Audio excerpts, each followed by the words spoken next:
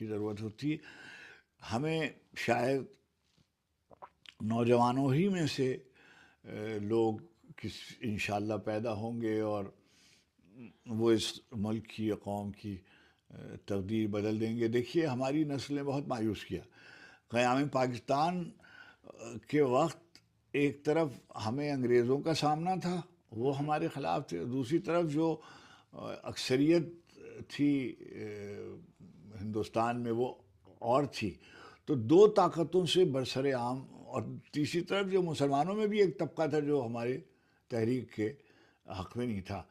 لیکن جو بھی اس کے اسباب ہوں، میں اس کی تفصیل کا یہ موقع نہیں ہے، لیکن اس کے باوجود قائد نے منظم کیا اور فکر اقبال کو آگے بڑھایا اور یہ ملک آپ کو دے دیا.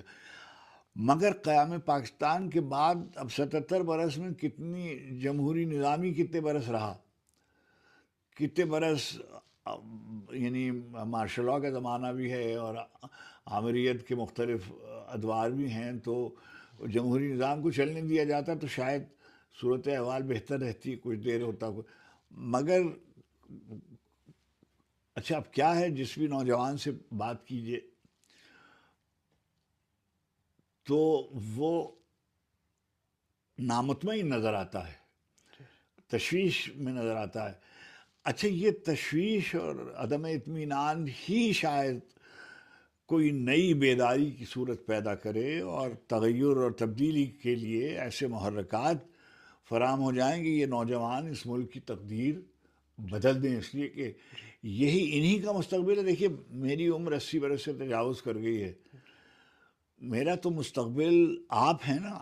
اگر آپ اس ملک کو بدل دیں گے تو اللہ تعالیٰ آپ کو اس کا اجر دے. اور پروردگار عالم محنت کرنے والوں کی محنت کو کبھی رائگاں نہیں کرتے. دیانت فکر کے ساتھ مسلسل عمل، شارٹ کٹ زندگی میں کبھی دیر پا اثرات مرتب نہیں کرتا. محنت کرنی پڑتی ہے، مسلسل محنت کرنی پڑتی ہے، مسلسل